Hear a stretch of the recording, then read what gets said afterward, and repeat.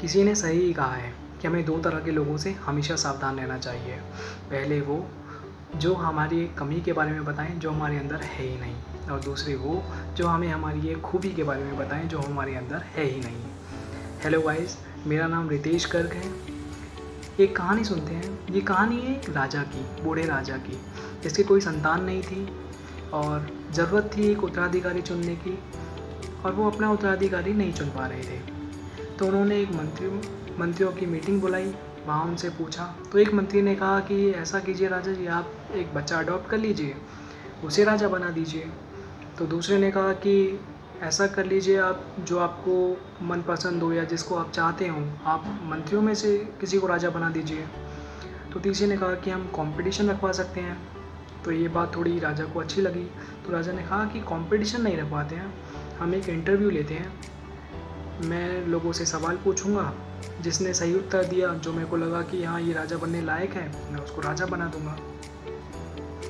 अब किसी ने पूछा कि सर क्राइटेरिया क्या होगा कि कौन कौन इंटरव्यू दे सकता है। तो राजा ने कहा कि नहीं, क्राइटेरिया नहीं रखते हैं कुछ, जो चाहे कोई भी बंदा हो, गरीब हो, अमीर हो, छोटा हो, बड़ा हो, कोई भी आ सकता है इंटरव्यू देने के लिए। तो ये बात इंटरव्यू वाली पूरे गांव में, शहरों में, कस्बे में, राज्य में, सारी जगह फैल गई। तो पास के गांव में एक लड़का रहता था, किसानी करता था, गरीब था।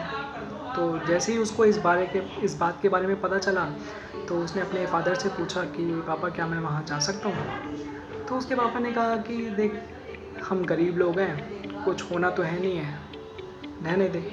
तो उसने कहा कि चलो कोई नहीं, एक बार ट्राई कर लेता हूँ। तो उसके फादर ने और हाँ कर दिया कि चलो ठीक है, चले जाओ। तो वो अगले दिन जाने के लिए तैयार हो गया। लेकिन उसको एक बात सता रही थी। क्यों? क्योंकि उसके पास कुछ कपड़े नहीं थे पहनने के लिए।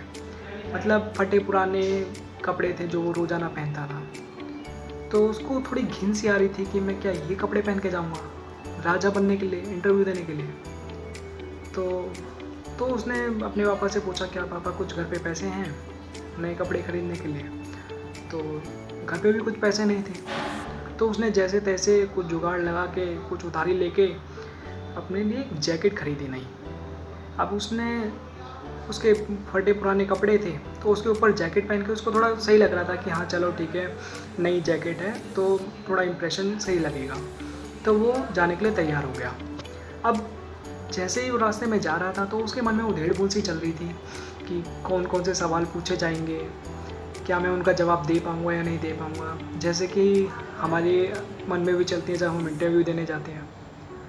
तो जब वो जा रहा था, तो रास्ते में उसको एक भिखारी मिला।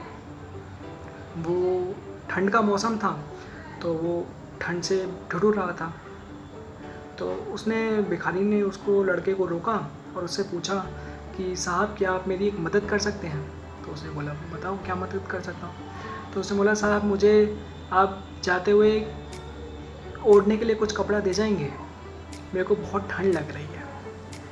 तो अब उसके पास ना तो कुछ पैसे थे, खाने के लिए भी रास्ते के लिए कुछ लेके आया था, लेकिन उसको लगा कि भाई उसको खाने के लिए कुछ चाहिए भी नहीं, इसको तो ओढ़ने के लिए चाहिए क्योंकि इसको ठंड लग रही है।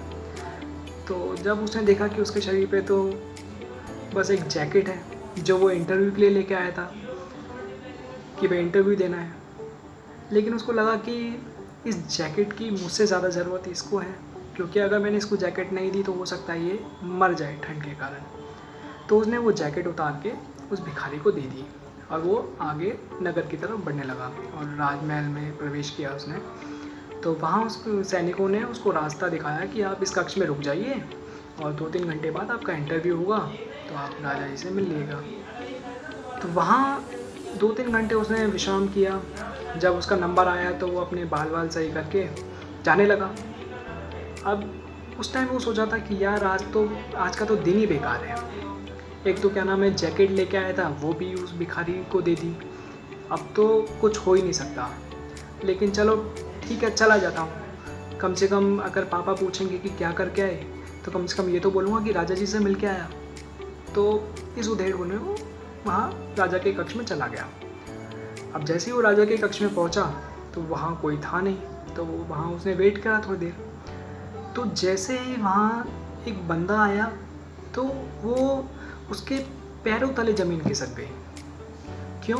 क्योंकि वो वही बंदा था जो उसको रास्ते में भिखारी बन के मिला था।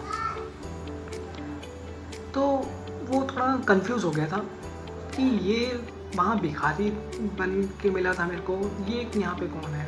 तो उसने पूछा कि आप कौन?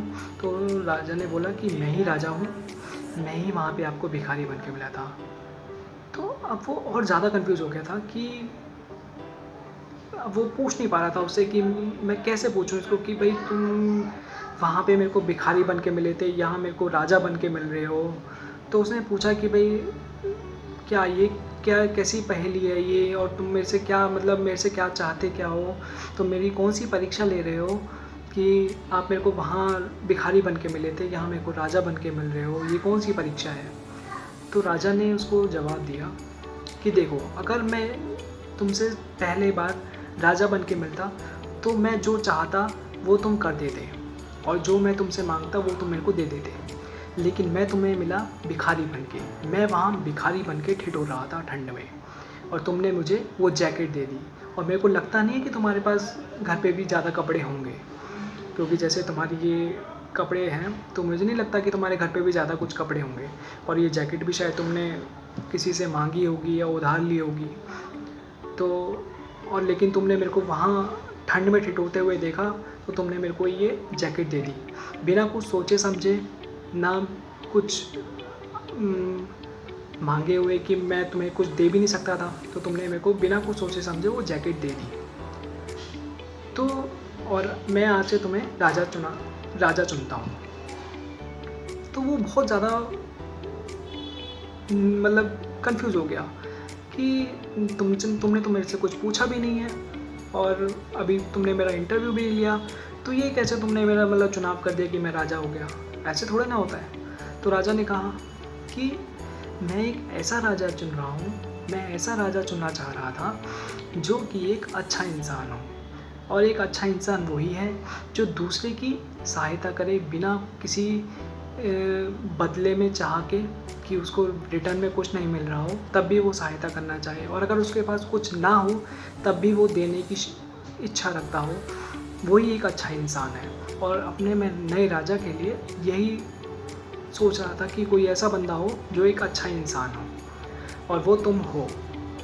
तो इस कहानी से हमें ये सीखने को मिलता है कि हम सब चाहते हैं कि हमें लोग प्यार करें, हमें लोग जानें, हमें लोग पहचानें, लेकिन बात ये है कि क्या हम लोगों से प्यार करने के लिए तैयार हैं? क्या हम लोगों की मदद करने के लिए तैयार हैं?